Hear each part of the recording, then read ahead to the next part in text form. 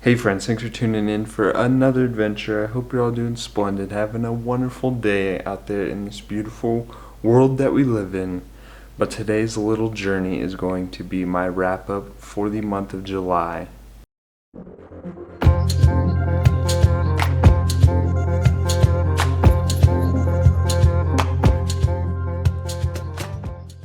In the month of July, I read quite a few books, and mainly because I listened to a lot of audiobooks, and some of them were required for school. I had to do them for some topics on some essays and kind of final projects. So I'll just cover those because they're books that I'm actually kind of interested in, and some of them are pretty well known. So I think without further ado, I'm gonna hop right in with the first ones that I read that kind of carried over from the month of June. Next up, I'll cover the two Harry Potter books that I got through.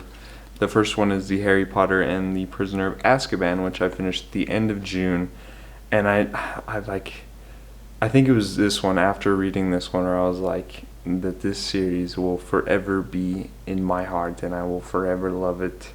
I don't know what it was about it. I think it was finally starting to kind of kick off things a little bit, and just a lot more things are going on, and I really kind of it just really hit me when I was reading it, and I loved just the world, everything about it. It's just been a fun time reading these. And that other one is the Goblet of Fire, and I really enjoyed this one because it's kind of got a competition between other magical schools, and I love competitions, and when you throw in other magical schools in the mix, that just makes it all the much better. And I like just the competition in general. I really enjoyed how it was kind of like spread out throughout the year, instead of kind of like in the Hunger Games where it's all in just like one specific timeline. This is kind of like spread out through the semester, so you get a little bit of school spread out throughout, and kind of enjoy and kind of learn more about Hogwarts and the world of Hogwarts and kind of things going on in the background, as well as that competition. And let me tell you, with that competition, there were some dragons involved, and I love that aspect of it. Just even all the trials, I really enjoyed all the trials, and this one really started to get a lot darker, in my opinion. I think things are starting to kick off for the series, and a lot of my friends have said that as well.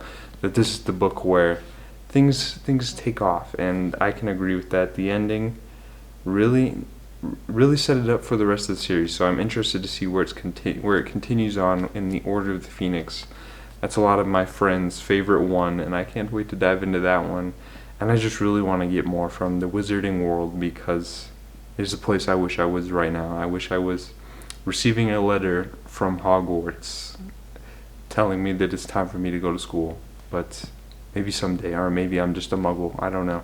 Also, at the end of June, I finished the last two in the Forward collection, which was The Last Conversation by Paul Tremblay, I believe, and then Randomize by Andy Weir.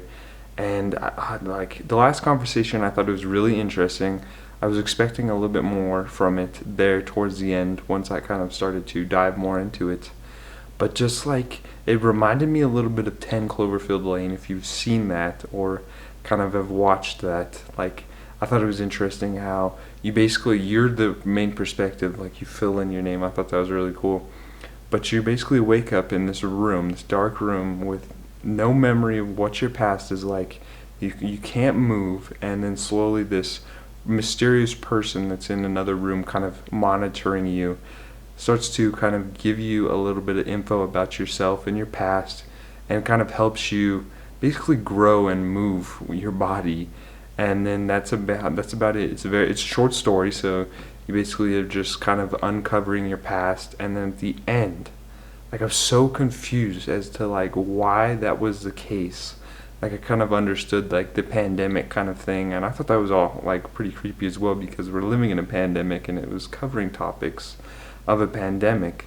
But there at the end, like once it was fully explained, like I was confused as to like what the point was. So if you've read this and you've understood the point of that, like, please let me know. Like, I have like a little bit of a kind of a hint, or kind of like an idea of what occurred, but I just didn't see the point of it, and I was disappointed by that. And the other one, the last in the Forward collection, was Randomized by Andy Weir, and that one I was really disappointed in. Really disappointed in. Andy Weir, if you haven't been on my channel before, is one of my favorite sci-fi authors.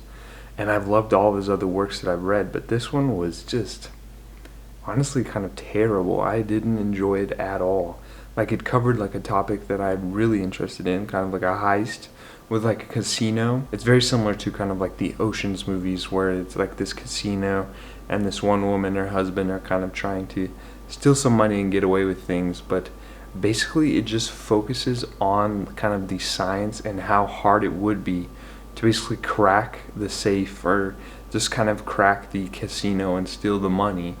And that's just the majority of the story. So I wanted more from just like the heist and the aftermath of the kind of the when they stole the money. But basically it's just like solving just like how hard it would be to, and I was just disappointed by that. So, but other than that, like, it was, yeah, I think that was probably my least favorite of the collection. But I did a whole book chat on all of them, so definitely go check that out. Next up, we have a Book of the Year contender, and that is The Maidens by Alex Michaelides. And I loved everything about this. If you haven't seen my book chat, then you will know now that I loved this thriller. I just love kind of the dark academia setting of Cambridge and the setup. And if you don't know what's going on with this, is basically following Mariana as her niece she goes to school in Cambridge, and her friend has basically been murdered, and she needs her help. So Mariana kind of comes back to Cambridge to kind of comfort and help her. And then from there she starts to kind of try and solve the murder mystery, because she believes that the Greek tragedy professor is the one that's doing all the murders, and him and his maidens, the mysterious maidens, this group, are going around killing people. And then slowly more murders are starting to occur, and it's just her journey, Mariana's journey, as she tries to prove that this professor is. But I really enjoyed The Silent Patient, and this one I enjoyed a lot more, or not a lot more, but I enjoyed it because they're both great.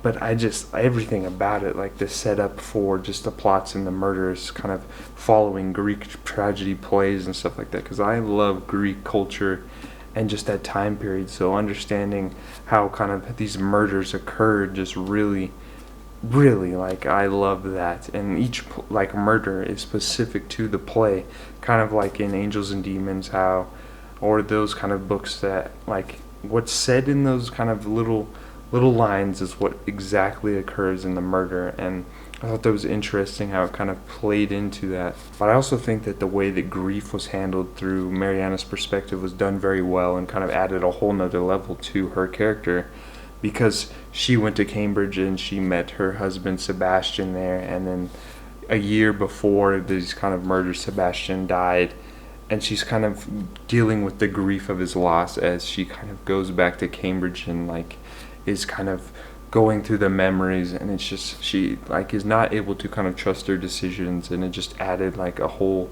bunch of suspense to kind of the story and plot. And just like throughout this whole story, I was never able to like fully grasp who the murderer is. Like, I would have a guess, and then later on, after I would put the book down, I was like, no way, there's no way that they could do that. And then I would wake up in the morning and I'd be like, yeah, no, it's this person. I believe it's this person.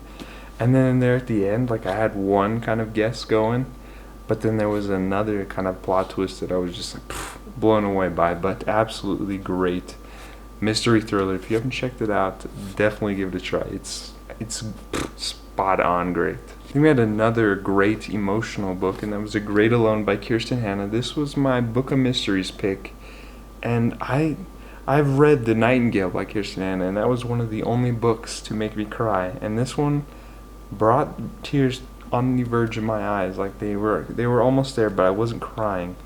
And this one is just very emotional. It follows Lenny and her mother and her father after he kind of returns from Vietnam as a POW, and he's kind of got PTSD, and he's got some kind of like emotional and kind of trauma-based problems going on, and he kind of abuses both his mother, Lenny's mother, and just Lenny in general. And they move to Alaska as kind of like this promised land, and kind of this place where Lenny's father can kind of rebirth and grow and kind of like live again. I just thought it was emotional through following kind of Lenny's perspective, because she just really can't catch a break. And just her father, like the way he treats both her mother and kind of Lenny is just heartbreaking. And like you want to hate him, but you can't, because like just the things he went through, and then just like the strength of kind of Lenny's mother, as she is basically kind of just having to deal with a lot of the abuse, and then Lenny having to kind of watch it all occur.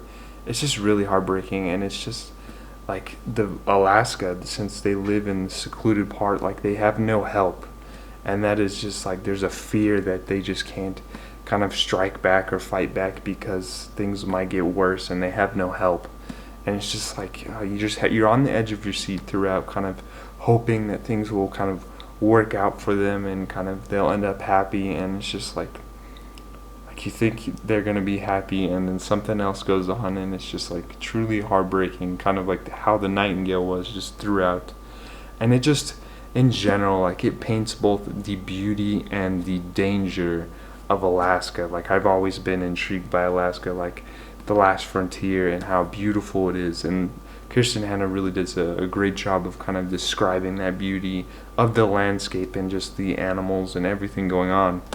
But she also paints this picture of just how terrifying and kind of alone you can be in Alaska, even through winter, as that's one of their kind of struggles in this kind of when they move there. And it's just like you're definitely scared, like especially during this time period when a lot of kind of electricity and kind of modern amenities aren't there. Like it's very, it's pretty scary. I don't know if I want to go to Alaska again. But just overall, it was just a really great read and very emotional. And I really want to check out more by Kirsten, and I think The Four Winds is the next one I'll pick up. Diving into some fantasy, we got Witches Steeped in Gold by Sienna Smart. And this was interesting. I thought that I've never experienced any Jamaican kind of mythology or kind of fantasy in general, and this one is Jamaican inspired, so I thought I'd give it a try. I attempted to buddy read this with reading with Lawrence, but I completely just went ahead of it because I forgot I had some school assignments that I had to read for. So I had to like finish this, and I completely I'm probably the worst buddy reader ever. I'm sorry. It's definitely not what I'm used to, and I enjoyed kind of how it was a different take on things. Just like the magic system and kind of the world was just very interesting and unique, and I've never experienced that, and I kind of enjoyed that. But it's following two different perspectives. Jasmine, who is part of the Obey, who is kind of, or not the Obey, the Alumbar, I believe, who are kind of in power now, and her mother is a Dohenye, and basically she has kind of got this thing going on where she's basically killing kids to kind of save the island, and a lot of people aren't happy with that, and she's trying to basically overthrow her family. And then Ira is part of the Obey, who is kind of the past rulers, and they're kind of basically the slaves now, and they're kind of just living in kind of constant kind of terror of the Dohenye. And she was basically just got out of prison, and now she's vowing to kind of take back the throne because her family were the past rulers, and she's going to take that throne back. And basically they form an alliance, even though they're sworn enemies, to take down the Dohenye. And then from there, it's just basically just a lot of political movements to just take control of the crown. But like I mentioned, it's very, very political heavy in my opinion, very slow burn. It's just a lot of different movements and assassinations to basically gain any sort of power, and it involves a lot of other kind of political powers. We got like the Nameless, the Jade Guild, some pirates. They're all kind of vowing to kind of get some power, and that's all basically it is. It's just political movements. I thought the magic system was really unique. It's kind of following different like scarifications. Like each scarifications in the Obey have like different abilities, and I thought that was interesting how they kind of played out. Like you can have a kind of grower of the vegetables and kind of the vegetation of the island, or you can have like the warriors, and they're all kind of different, and they all have different marks, and I thought that was really cool. And just in general, like the differences between the Obey and the Alumbar are very interesting. Like the Alumbar have silver hair, and then the Obey don't. Like it was just a very interesting world, and it was very similar to kind of like Ray Bear or kind of Black Panther. I thought that was kind of some of the connections I got. But overall, I was kind of a bit disappointed by with like just the way that the magic system was kind of incorporated. It felt like it was in the background, and I really was looking forward to more of it. But I will be continuing on with the series. For the poetry collection that I picked up this month was Where Hope Comes From by Nikita Gill. Last month I read Fierce Fairy Tales, and I really enjoyed that. It's kind of like a feminist take on some of the fairy tales and how kind of princesses don't need princesses and kind of that kind of stuff to be saved, and that they can do things on their own. And also, like, it doesn't cover just basically that. It kind of covers some of the villains of the kind of the folktales and like stories that we're used to, and just kind of showing that they're not really that bad. But this one she wrote during COVID, and this was a new release, and I just really like how she kind of touched on the topics of how COVID just caused a lot of grief and just tragedy among us all, and that was probably her center point in this collection, is just addressing kind of different things that occurred from COVID and how it basically just ruined some of our lives. And I just was able to connect to a lot of the passages, like just being alone and kind of not knowing for certain like what tomorrow was going to bring, from like just basically like going out into the world. So I just thought this was a really great kind of just short poetry collection, and I just can't wait to continue on with more of her work. Next up, I'll just cover those two books really quickly that I had to read for school. And they're both like by interesting authors, and I'm sure you've heard of them. But the first one that I had to read was In the Garden of Beasts by Eric Larson, and this is really interesting. I picked up in A Devil in the White City, and I really enjoyed that. But this one is following the Dodds, as they are he is taken on the ambassador kind of position in Berlin throughout the kind of the journey, or not the journey, but the rise of Hitler and his party in the 30s, and kind of uncovering kind of like what Hitler really did to kind of take control of power. And it was scary to see just a lot of things that went down that I wasn't aware of, because like a lot of times like in school I was never really kind of taught anything prior to the lead up of World War II in Berlin and Germany, but this really kind of gave me just a brief knowledge of just everything that was going down, especially kind of in the background. But it's not really boring, because it also shows the kind of high life and just the kind of